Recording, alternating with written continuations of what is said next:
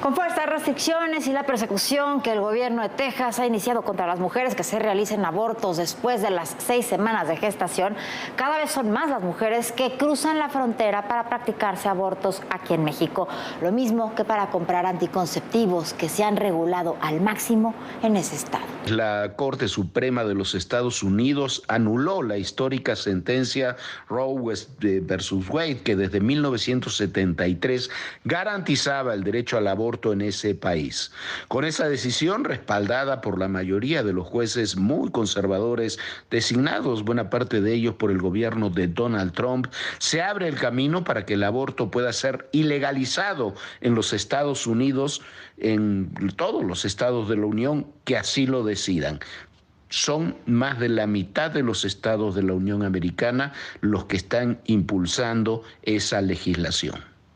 Todo indica que van a tener un retroceso muy importante, y el fenómeno de mujeres que cruzan la frontera para realizarse abortos en México va a crecer exponencialmente.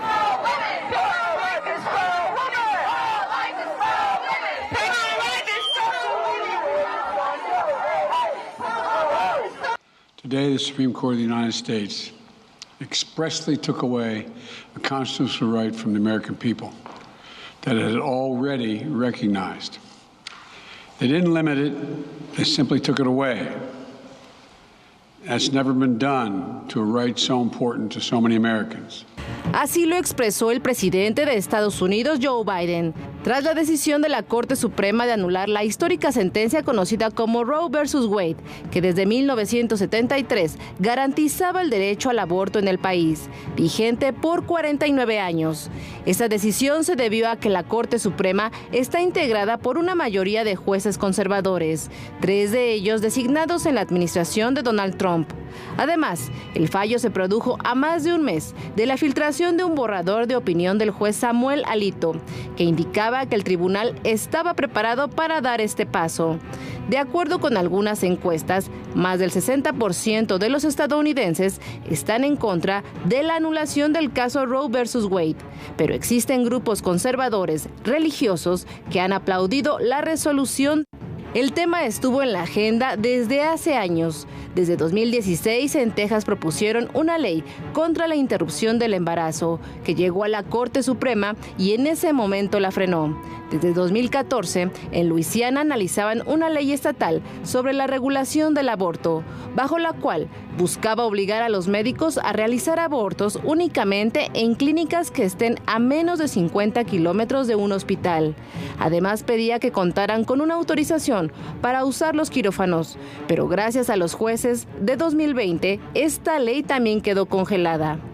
Hoy, este estado y 18 más se alistan para prohibir o condicionar el aborto solo para en casos de abuso sexual o emergencia médica, en su mayoría gobernados por republicanos, privando a las mujeres de tomar su decisión. Actualmente, en 5 estados de la Unión Americana es ilegal el aborto. De forma automática, tras el fallo de la Corte Suprema, Missouri fue el primero en poner fin de manera efectiva el derecho al aborto, gracias a la ley Gatillo, y Texas asegura que su ley antiaborto ya entró en vigor. Esto provocará que miles de mujeres estadounidenses busquen interrumpir su embarazo en estados donde aún se permite, o incluso cruzar la frontera hacia México.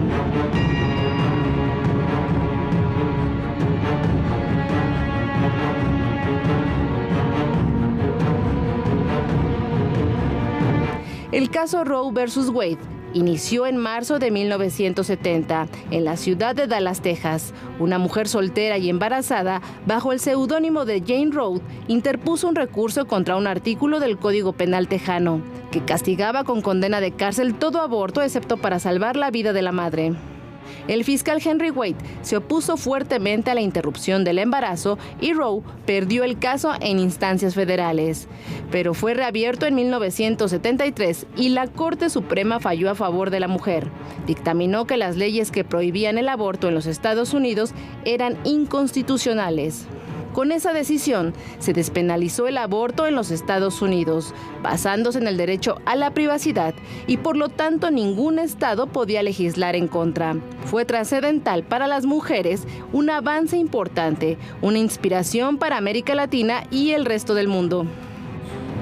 Y el tema no es que se esté a favor o en contra del aborto, sino la libertad de la mujer para poder decidir lo que ella quiera hacer con su cuerpo.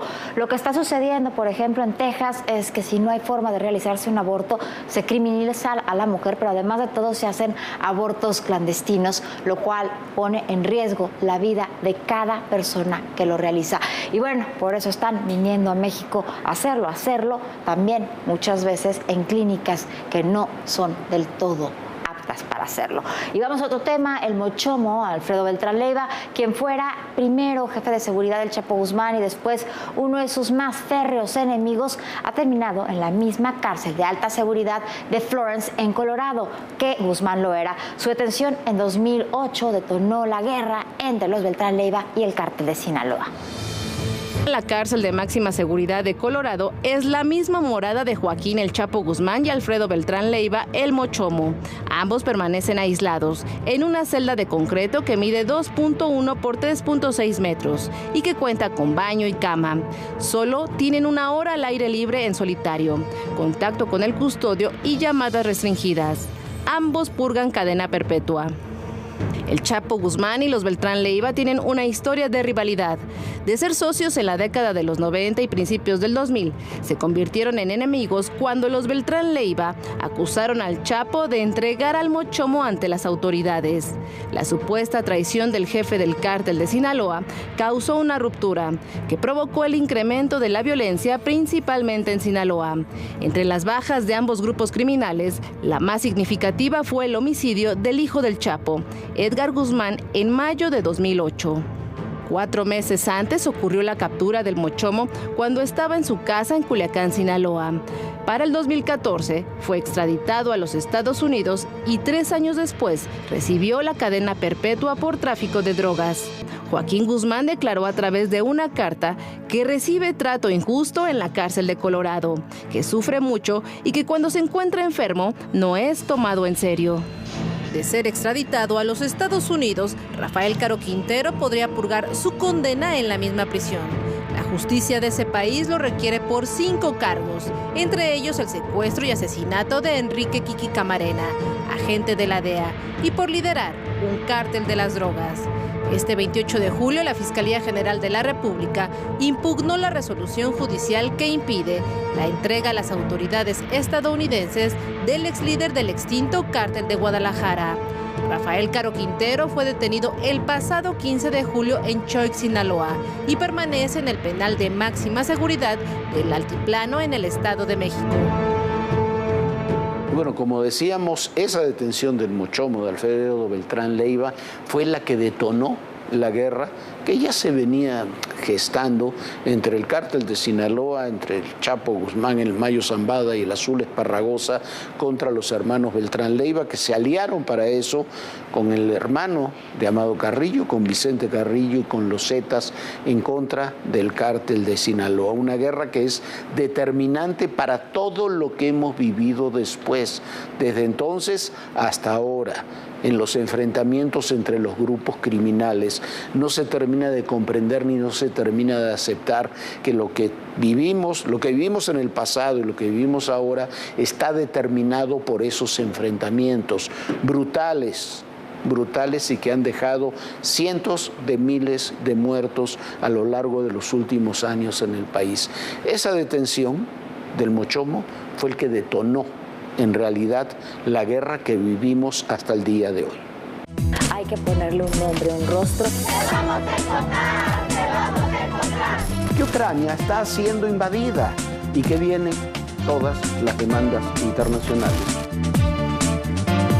Una ciudad tan complicada como es la Ciudad de México. Ya llegamos a Aguililla, esta ciudad, la entrada a la Tierra Caliente.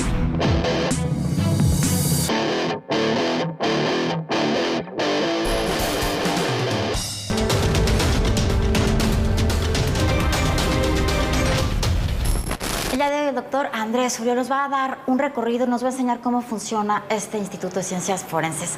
Claro que sí, vamos a iniciar con esta parte que es el área de identificación.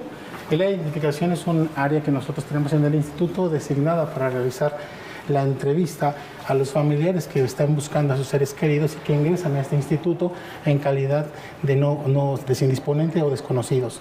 Tenemos ciertos cubículos aquí en esta área que nos permiten establecer una comunicación o una relación interpersonal con todos los familiares a efecto de solicitarles ciertas características que presentan sus cuerpos o sus familiares cuando llegan o ellos reconocen para poder identificarlos.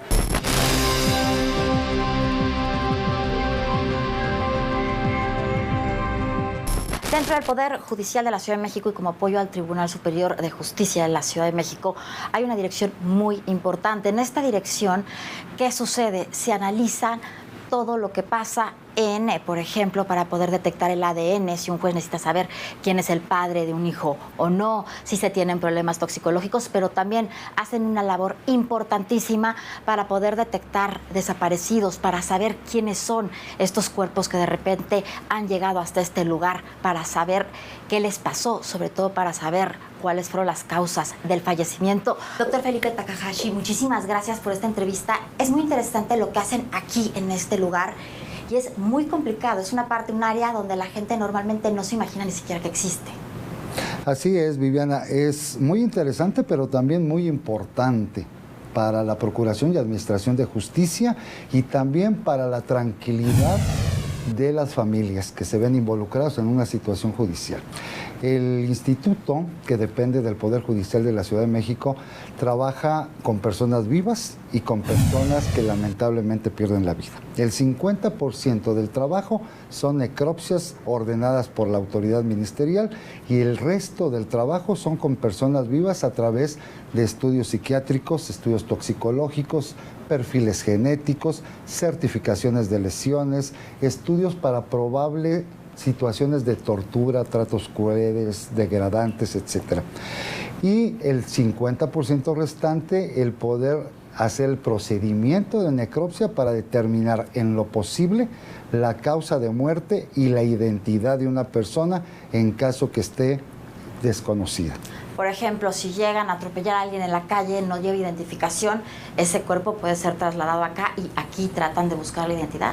Sí, el procedimiento normalmente cuando alguien pierde la vida en la vía pública es tomar conocimiento por parte de la autoridad, se traslada a la coordinación territorial que corresponda, inician la carpeta de investigación, trasladan el cuerpo, si no está identificado en esa calidad como desconocido, para la práctica de necropsia, poder establecer causa de muerte y además poder hacer lo necesario para obtener información e individualizar a esa persona, lo que conocemos en esta área como formulario post-mortem, obtener información sumamente valiosa para estar en posibilidades de transmitirla a otras instituciones o a personas que acuden al instituto para poder determinar su identidad.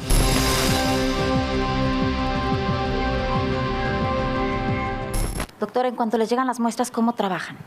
Ok, es una vez que se toman de procedimiento de necropsia, se toman muestras de órganos, ¿sí?, que pueden ser diversos, del cuerpo, cerebro, corazón, pulmones, claro, son fragmentos, los cuales nuestros patólogos forenses llevan a cabo el estudio por medio del microscopio, es decir, lo que se ve, no se ve a simple vista, mejor dicho, y se analiza aquí. ¿Qué tipo de información les puede dar esto? Ok, esto es en auxilio del Ministerio Público para resolver estos casos que se quedan con una causa de muerte donde existiera alguna duda que no se pudo ver a simple vista en el procedimiento de necropsia. Pero, por ejemplo, ¿qué se descubre?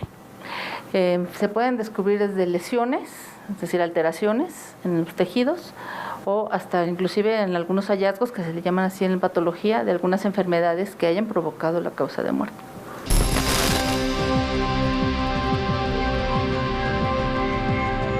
Entramos al área de genética. Esta área es muy importante para el tribunal, para poder determinar, por ejemplo, la paternidad, para poder saber si un cuerpo que ha llegado a este lugar es compatible con el de alguna madre o padre.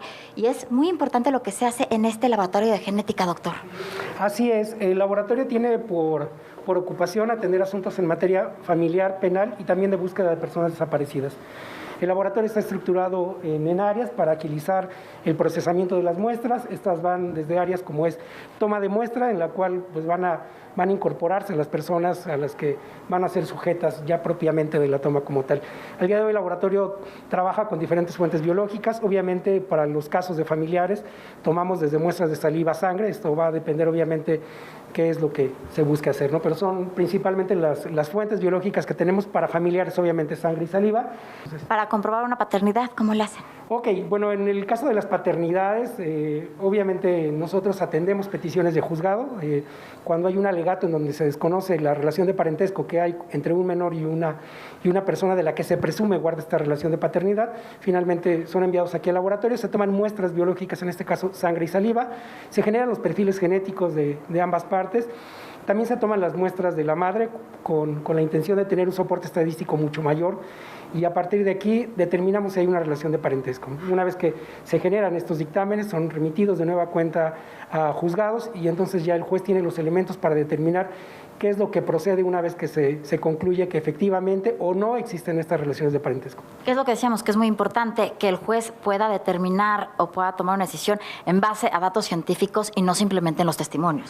Así es, finalmente nosotros somos auxiliares de ellos, estamos a disposición para poder rendir cuentas cuando ellos tienen una duda, y esta duda no puede ser resuelta sino con técnicas científicas, y nosotros estamos aquí para eso.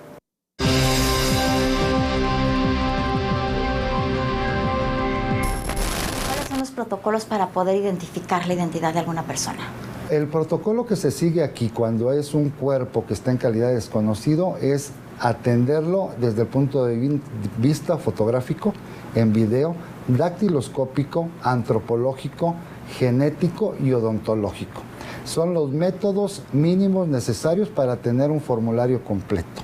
Con esto, dependiendo de las condiciones que guarde la víctima, porque puede tratarse de un cuerpo reciente, me refiero que haya perdido la vida lamentablemente pocas horas antes de ingresar aquí, pero también tenemos la necesidad de ingresar cuerpos que tienen varias semanas o incluso meses de haber fallecido la persona, y lógicamente este tratamiento es totalmente distinto.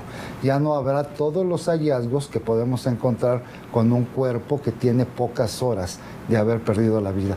Todo dependerá del caso que tengamos que investigar, qué métodos son los que vamos a utilizar para poder lograr la identificación. ¿Se pierde mucha información con un cuerpo que lleva ya mucho tiempo? Totalmente.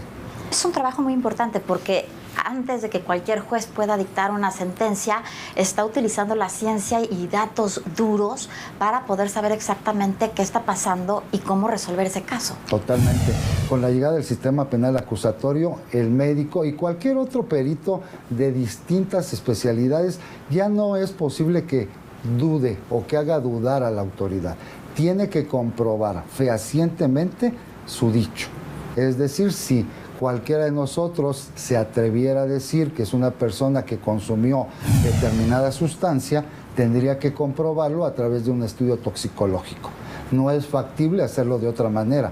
Por eso es tan importante que la medicina forense y otras especialidades estén acompañadas de tecnología de punta, cromatografía de gases, detectores de drogas, secuenciadores para genética y una serie de tecnología indispensable en la actualidad para que podamos nosotros sostener nuestras conclusiones.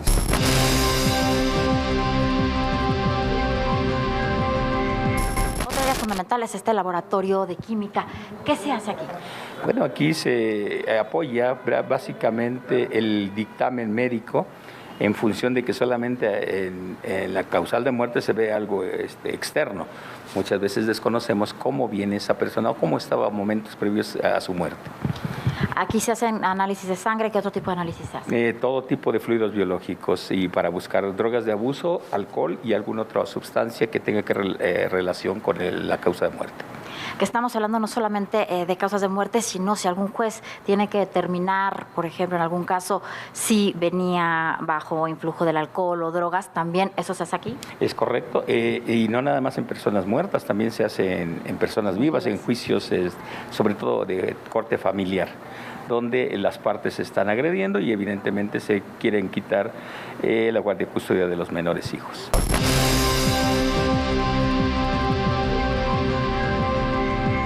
Estamos ya dentro de la sala donde se realizan las necropsias y donde están las cámaras de refrigeración. Platíqueme un poco cómo se hace una necropsia. En cada uno de los módulos que ustedes tienen localizados detrás de ti, se coloca una mesa de forma individual que tiene un cadáver que va a ser peritado por cualquiera de los médicos de esa institución. El procedimiento de necropsia versa desde hacer un análisis descriptivo de la superficie del cuerpo que implica elementos de identificación como dentadura, tatuajes, lunares, cicatrices, hasta una evaluación metódica de todas las características de lesiones que puedan tener que hayan sido motivo probablemente de la causa de muerte. Entonces, la fase de la necropsia la podemos dividir básicamente en dos: una descripción de superficie y después una descripción de cavidades. En la descripción de cavidades nosotros ya empezamos a realizar apertura de cavidades, es decir, abrimos la bóveda craneal para extraer el cerebro, analizarlo, estudiarlo, para poder documentar todos los hallazgos que tengamos. Y de forma progresiva hacemos una exploración cefalocaudal, es decir, de la cabeza hasta los pies. Entonces la siguiente cavidad que nosotros vamos a explorar va a ser tanto el cuello, tórax, abdomen, cavidad pélvica y miembros torácicos y miembros pélvicos. Todos y cada uno de los órganos que conforman la economía del organismo tienen que ser parte importante en este estudio. Es decir, el perito médico debe de tener consideración de todas las características morfológicas que presentan, que sean distintas a lo que normalmente un organismo debe tener y que sea un punto importante que él le sugiera que pueda haber contribuido probablemente a la causa de muerte, cuando hablamos de cuestiones que son naturales y que por alguna razón los cadáveres entran sin familiares y que están a disposición del Ministerio Público llegan con nosotros. Por otro lado, los cadáveres que son traumáticos es una condición obligada por parte de cada uno de los peritos realizar la descripción precisa de cada una de las lesiones que presenta para justamente documentarle a la autoridad cuál es la causa de muerte que derivó, si fue secundaria a la condición traumática o hay algo más que lo haya generado.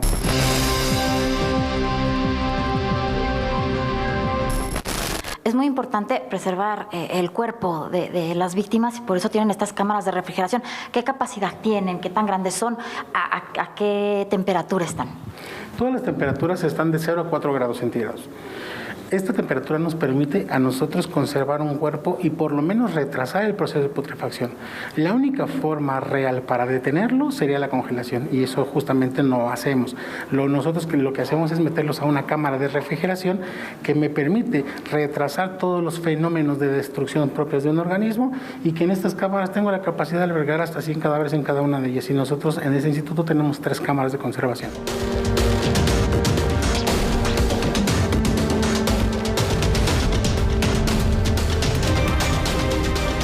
Y como siempre, qué ver, qué oír y qué leer este fin de semana. Qué ver una gran serie, a mí me fascina. Se estrenó este mes la 6ª temporada después de más de 2 años de interrupción de la serie británica Peaky Blinders.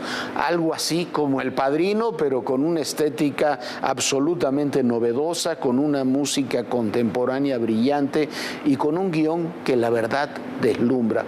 Yo lo sé, son muchos adjetivos, pero la verdad esta serie se los merece. Es una de las mejores series que ha habido sobre estos temas en la televisión en mucho, mucho tiempo.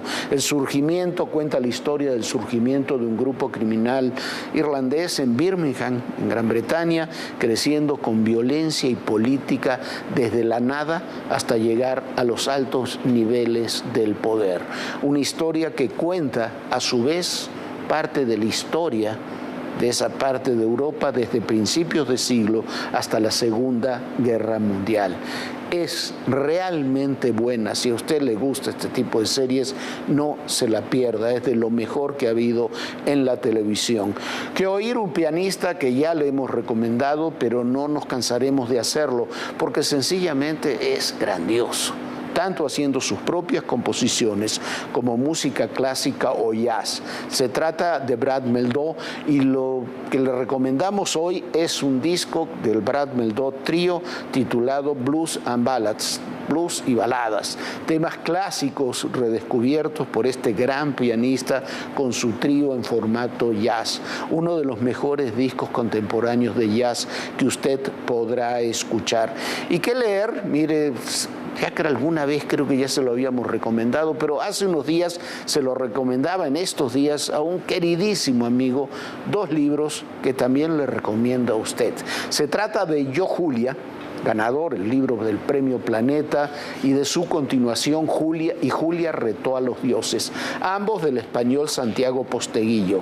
Los dos son francamente buenos, se leen con enorme facilidad, pero al mismo tiempo son profundos y hacen una gran recreación, como siempre en Posteguillo, de la historia romana y con ello de la historia del poder en el viejo Imperio Romano. Esas son, Viviana, nuestras recomendaciones para este fin de semana. Bueno, siempre muy buenas. Y si usted quiere ver estas recomendaciones, pero también los reportajes especiales que hemos hecho aquí en Todo Personal y por supuesto toda la información de la semana, lo puede hacer consultando aquí este QR y lo lleva directo a nuestra página de YouTube aquí, donde puede usted ver todo lo que ha sucedido, sobre todo lo más relevante y lo más importante aquí en Todo Personal. Descanse, tenga un gran fin de semana y por supuesto lo esperamos aquí el lunes. Bonito fin de semana, Jorge. Bonito fin de semana, bonita noche, y recuerde, en el poder y en la política todo, pero absolutamente todo es personal. Gracias.